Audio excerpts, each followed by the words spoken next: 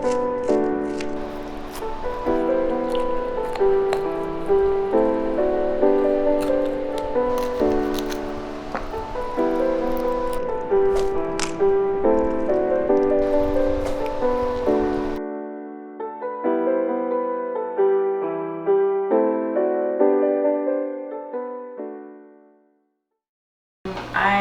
grew up in Florida and Alabama. I learned a lot from my family.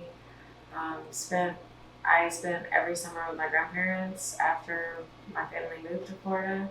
After my family moved to Alabama, they still live in Florida, where they are from, and so I would go and stay with them during the summer, and I would learn how to garden from my grandpa and how to cook from my grandma, and they were very close to the land, and I learned from them how to live off the land. And then my uncles fished and hunted, and my grandpa fished and hunted, and I did that with them as well. So I learned quite a good bit from my family growing up. So I came from a seafood family, so to speak. Both my uncles were fishermen. My One of my uncles was actually a longline fisherman in the Atlantic, and my other uncle just fished as his side gig. And then my dad was actually a shrimper for a little bit of my life. So, and my grandpa and everybody fished all on the weekends and whatnot. So I came from a fishing family. I moved to Hawaii as a fisheries observer. So I went out on the fishing boats, on the longline boats, and wrote down what they caught and observed what they caught. And that's actually why I moved out to Hawaii. Through doing that, I got connected with the fishermen and figured out how the seafood industry worked. And then I came across Loacl I'a that was actually started by Conservation International, and they were looking to hire a seafood person to source the seafood for them. And I applied, and long story short, through sweat equity, I now own and operate the company as a sole woman operator, and I've been doing so for about 4 years.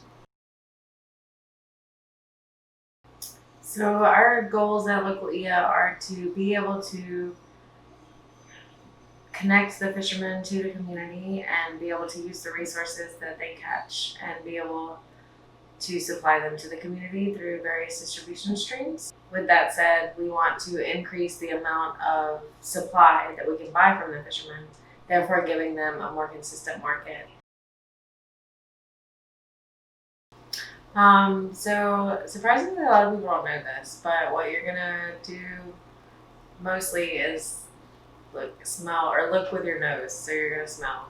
If the fish smells really fishy, has more of an odor than slight ocean smell or slight fish smell, then it's not gonna be good. Unfortunately, as humans, we tend to eat with our eyes, but sometimes our eyes deceive us, or we're deceived by other people because we rely on our eyes, I guess I should say.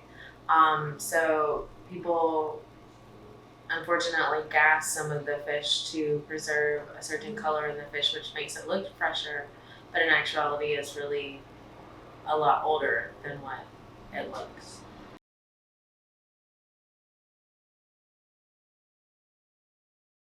Like a couple of the farmers and friends of ours that are also at the farmers market that have awesome local products are Kahumana Farms, Ma'o Farms.